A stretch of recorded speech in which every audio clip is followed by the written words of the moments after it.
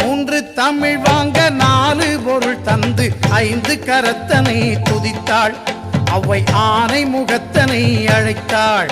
அந்த 6 முகத்தின் அண்ணன் பதத்தினை 7 பிறவியிலும் தொழுவோம்.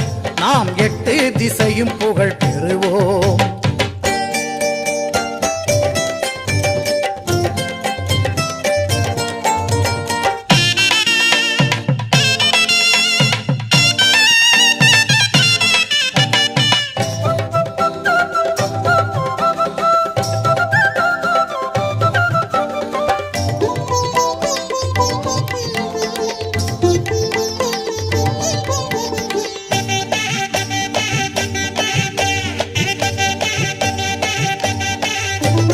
பக்தி வழிபாடு மனிதன் வாழ்விலே பிரிக்க முடியாத அம்சம்.